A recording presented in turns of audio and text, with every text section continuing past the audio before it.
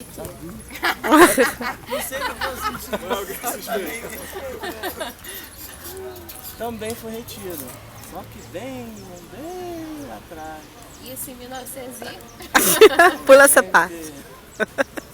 Não foi meu primeiro retiro. Eu já tinha ido a alguns retiros e foi o retiro que eu fui batizado do Espírito Santo. Foi um retiro que a busca foi muito grande. E esse me marcou de verdade. Foi um momento que a gente às vezes entra, a gente tem um encontro com Deus, depois vai esfriando. Teve um retiro que reacendeu a chama de uma maneira. Foi no mesmo lugar. Eu acho que foi em Santa Cruz com o pessoal do Rio da Prata, se eu não me engano. Rio da Prata. Isso foi séculos e séculos e Há muito séculos, tempo né? atrás. Glorinha também foi no retiro, né, Glorinha? Gente, consenso, retiro é bom para você ter experiências com Deus. Vamos fazer um exame. Ô, Laura, retiro também, gente. Convido todo mundo para Meu Senhor, Márcia, só falta você falar que foi no retiro também. Não. Não. É porque da pré-história não tinha retiro, gente. Ô, meu Deus. Na época eu acho. Não, eu fundei o retiro, né? Uma brincadeira. Tive algumas experiências muito bacanas. Muitas experiências. Mas eu acho que uma que foi assim, especial foi um abraço que eu dei do Espírito Santo no meu quarto, que para mim foi o andar da minha vida. Porque quando eu tenho algum tipo de dificuldade, eu lembro que eu recebi um abraço lá em casa e esse abraço me fez mais que vencedor. Vocês entenderam aí a experiência com o Espírito Santo, ele nos leva a despertar para você querer mais. E o que é esse mais? Esse mais é adoração. Adoração não é um louvor, que a gente, como estava falando no início, o pessoal pensa, não, adoração é louvor na igreja. Não. Adoração é os momentos que você tem, as experiências que você tem com Deus, com o Espírito Santo, e que vão te impulsionar a você ter um relacionamento íntimo com Ele. A maioria dos CDs de adoração hoje, você vai ver muitos temas como adoração íntima, intimidade. Tem uma música até do Cirilo que fala sobre isso, que fala assim, que Senhor, eu quero deitar no teu colo. Eu quero beijar as tuas mãos, eu quero sentir os teus braços. Só pode falar isso quem tem muita intimidade. Você não vai falar com uma pessoa desconhecida que você não conhece, um beijo distante, que você ouve falar, eu quero deitar no teu colo. Só pode falar isso quem tem intimidade. É a mesma coisa falar para um amigo muito chegado, quando você está triste, quando você está precisando, e você chega e fala assim, deixa eu deitar aí no teu colo, deixa eu chorar um pouquinho aqui com você. Isso é uma coisa muito da intimidade. Adoração é intimidade. Não precisa ser o local. Vocês tiveram a experiência no retiro, mas depois dessa experiência saiu das paredes do retiro e foram lá para casa, para o quarto de vocês, foi para onde vocês estavam. Por quê? A experiência com Jesus e a adoração que vem logo depois, ela começa a ser uma coisa que toma conta da tua vida. Então, quando Deus senta no trono que é reservado para Ele, ninguém mais tem muito espaço. Não tem espaço para outras coisas. Só tem uma coisa que pode tirar da vida, porque hoje a gente falou aqui de Harry Potter, jogos, de repente ídolos aí, onde são como os adolescentes de escola falam, mas tem uma coisa que para nós aqui que somos conhecedores da palavra, que estamos aprendendo a palavra, tem uma coisa que pode ser muito perigosa e tirar Deus desse trono de adoração, é o nosso eu. O nosso eu pode tirar Deus desse trono, tirar a intimidade que nós conseguimos. A nossa briga maior hoje como cristãos e como pessoas que têm uma experiência com Jesus é contra o inimigo das nossas almas, mas principalmente contra o nosso eu, contra a nossa carne. Ela está o tempo todo com você. O inimigo não. O inimigo ele tenta estar lá, está ao derredor, tentando ali contra você. Mas a tua carne não, ela acorda contigo, ela dorme com você, ela vai para a escola, ela volta do trabalho com você. E o tempo todo ela vai tentar tirar Deus do centro da sua vida. Você chegou no nível da experiência com Deus, começou a brotar a essência da adoração no teu coração, mas o teu eu, ele vai sempre tentar sentar nesse trono para você prevalecer, fazer prevalecer a tua vontade. E quando você vai chegando nos níveis de adoração em que a intimidade é mais profunda, o teu eu, ele passa a morrer. Aqui eu tenho um louvor que fala isso. Já estou crucificado com Cristo. Está escrito na palavra também. Agora não vivo mais eu. Porque todo dia a gente precisa crucificar o nosso eu. Todo dia precisamos crucificar a nossa vontade. Que vontade é essa? A vontade de voltar para as práticas antigas. A voltar para aquele mundo antes da experiência com Deus. A voltar de novo para aquilo que você não era bom para você, mas você começa a sentir falta. Você começa a sentir saudade de como você era. Isso é o eu que faz, não é o teu espírito. Então, a palavra de Deus aqui em 4:23 diz o seguinte, João: eu procurarei, meu Pai procurará os adoradores em espírito e em verdade. É um nível de adoração que aqueles que adoram em espírito conseguem matar o seu eu, conseguem tirar a sua vontade do centro e do trono que Deus está sentado. É fácil tirar o eu? É fácil? Não é, né? Às vezes eu fico pensando, todo dia acordo e as vontades aparecem, né? A cada dia vontades aparecem. Vontade de fugir, vontade de sair correndo, vontade de repente de você não ver a cara de ninguém. Não, vontade de ir para a igreja. Gente, fala assim, Ana, você, né, a Márcia, não, ela é pessoa de oração, mas não rola de vez em quando aquela vontade. Nenhuma vontade de ir para a igreja.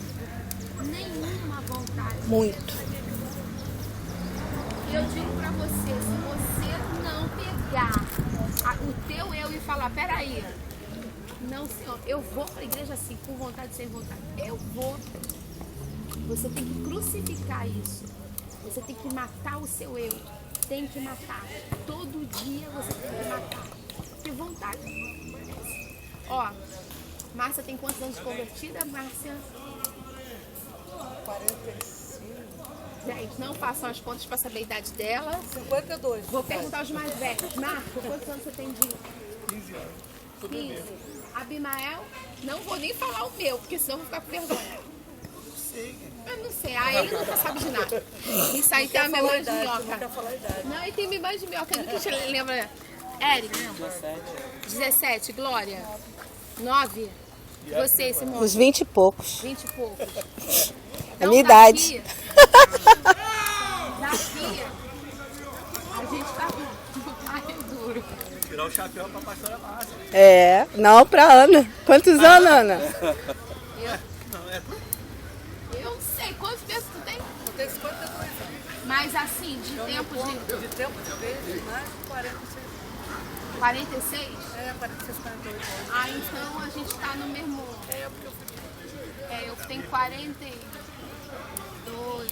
Paro duro. 40, Mas você pode ficar com os 48. né? Você quer trocar? Aí eu vou te perguntar, será que em 42 anos não apareceu vontade de desistir? Sim. Gente, As lutas, né? vou fazer assim, se a gente fizer a lista de como a gente quer desistir, porque o nosso eu, mesmo tendo experiências com Deus maravilhosas, sabendo que Deus está acima de tudo, mas tem hora que você quer parar. Mas aí, ó, já vou fazer a perguntinha. A gente quer parar, quer desistir, porque a gente está na igreja. Estar na igreja não é sinônimo de que você tá tudo mar de rosas, não. A gente vem, recebe de Deus a palavra E cada dia você vai conseguindo subir um degrau. Às vezes você desce 2, mas o importante é não desistir. Não desistir. A nossa intimidade, a nossa adoração, ela vai estar comprometida se você passar a olhar para isso. Porque o teu eu vai falar mais forte, ele vai conseguir fazer a vontade prevalecer e você vai passar a não querer mais as coisas que você queria antes. Como que se mata o eu? Isso aqui, ó. Palavra. Em espírito e em verdade. Eu não consigo ver outra verdade melhor para combater o eu do que a verdade da palavra. A verdade da palavra, ela consegue confrontar a pessoa naquilo que ninguém sabe, naquilo que está escondido, que nem teu pai, nem tua mãe, nem o amigo mais chegado, ninguém sabe. Mas a palavra, pelo Espírito Santo, ela consegue ir lá dentro, naquele cantinho mais escondido, e ali ele começa a tratar essas questões e o teu eu começa a ser matado, morrido e assassinado. A palavra, a verdade, a adoração e a intimidade é comprometida se você não matar o seu eu através da palavra. Como que eu mato o eu? Você tem que se apegar à palavra. Você tem que estar em comunhão com os irmãos.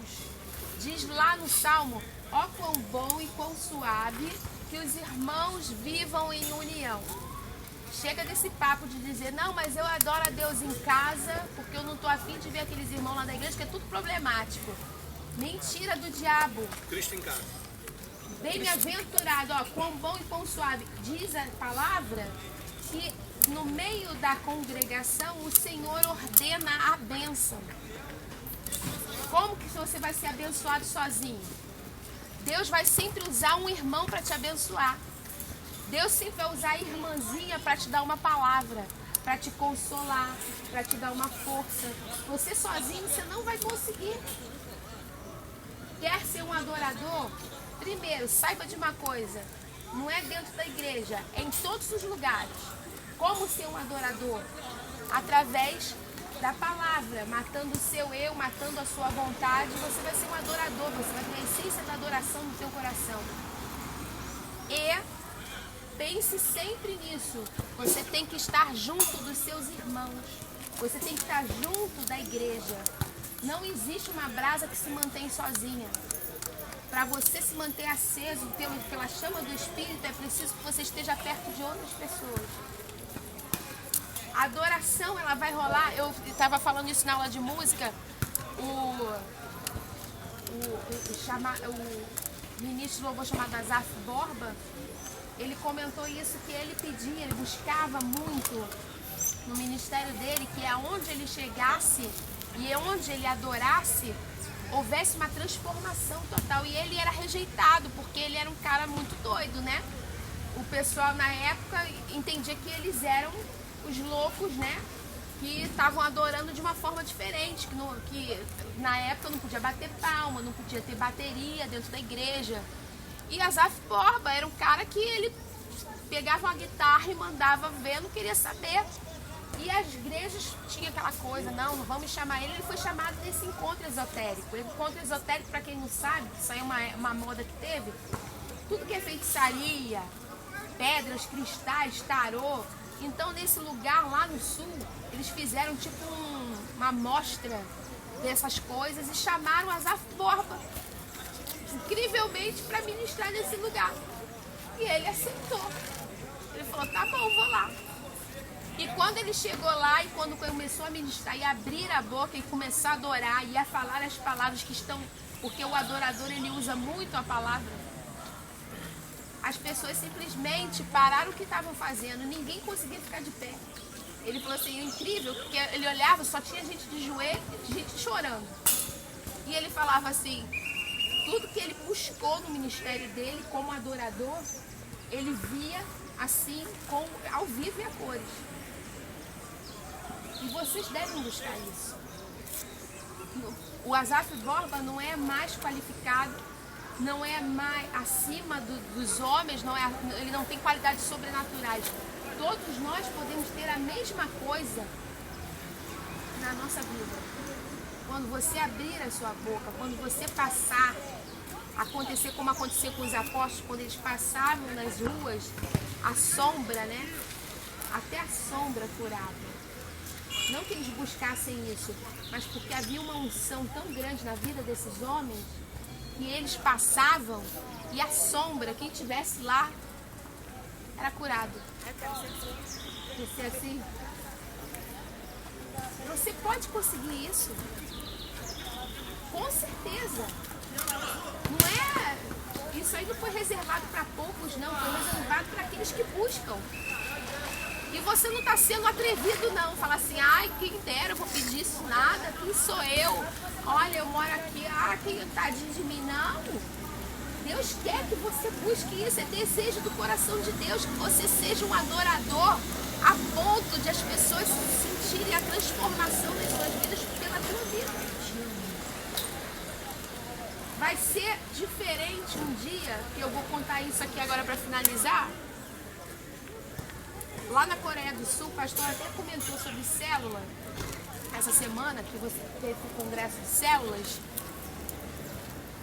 e ele falou sobre o movimento que teve na Colômbia, G12, mas o movimento de células ainda precede muito tempo, foi em 1952, lá na Coreia do Sul, o pastor Paul Yong-Chul, você já deve ter ouvido falar, ele fez vários livros, inclusive um deles que eu aconselho vocês até a lerem, chamado Quarta Dimensão, conta mais ou menos a história desse homem.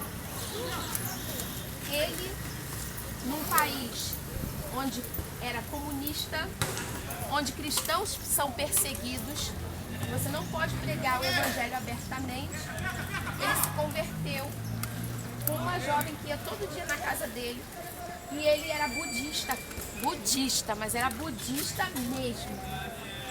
E essa jovem ia lá insistentemente, até que um dia ela falou assim, não, eu sei que você não vai aceitar aquilo que eu estou falando, eu vou deixar a Bíblia com você. E ele passou a ler a Bíblia. Ele, que coisa doida, não entendo nada, e ele chega no Evangelho de João.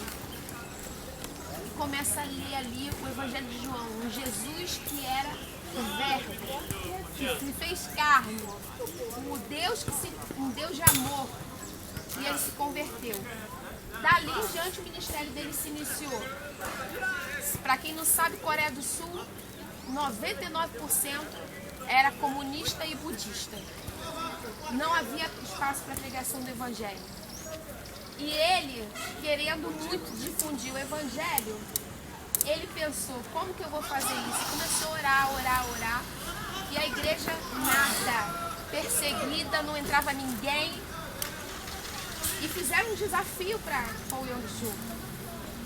O budista falou assim, olha, nós vamos fazer um duelo, porque aqui nessa cidade, alguém vai ter que vencer essa luta. Ou você, ou eu. Tem uma menina que nasceu geneticamente, não tem solução. A menina nasceu com uma deficiência lá muito grave e não tinha chance de vida. E a mãe e os budistas creem que isso é karma, né? Que tem aquilo ali, tem que ser, pro resto da vida ela vai evoluir na outra. Se ela se curar, se o teu Deus curar essa menina, então a gente vai aceitar esse Deus. Aí ele falou assim, então só posso pedir uma coisa pra vocês, Paul Yong-Chul, 30 dias, só peço 30 dias pra vocês. E ele foi pra dentro da casa dele, 30 dias, jejum, oração, adoração. Jejum, oração, adoração, e foi passando dias. Lá pelo 28º dia, chega alguém na casa dele, e aí, como é que aconteceu? Melhorou? A menina melhorou? Não, tá na mesma, a garota tá do mesmo jeito. 29º dia, já ia pro 30º, ele disse que na madrugada do 29º pro 30º, ele orando na sala e começou a adorar a Deus, aquela adoração que vai da madrugada, e ele, eu não vou dormir porque eu sei que essa batalha vai ser ganha. ele vê uma figura de uma mulher entrando na sala dele, toda vestida e se insinuando, né? E ele olhou para aquilo e falou assim, bom, qualquer pessoa diria que era uma alucinação, mas aquilo ali era o próprio inimigo, Satanás, que estava tentando tirar ele, o foco dele naquilo que ele estava buscando do Senhor.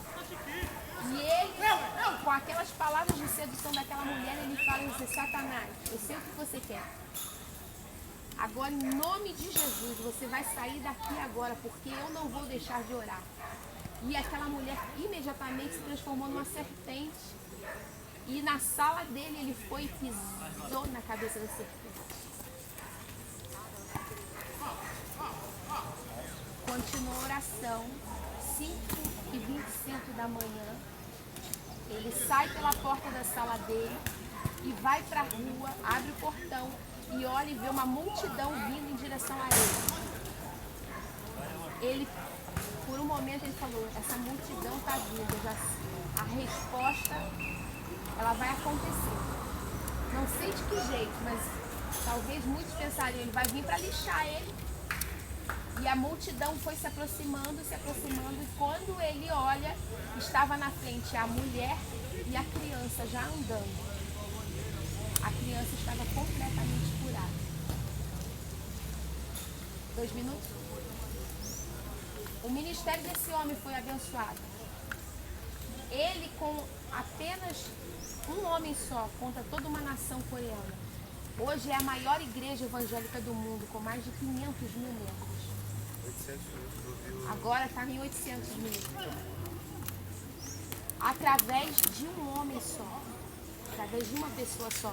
Vocês, cada um de vocês pode ser um Paulão Yeshua. Ele não tem nada de diferente de vocês. Mas o nível de adoração, intimidade, de comprometimento, de matar a sua carne e ser um adorador em espírito e em verdade, é o que foi o ingrediente principal no ministério desse homem e será no ministério de vocês. Amém? 2 minutos, viu? Viu? Eu consegui.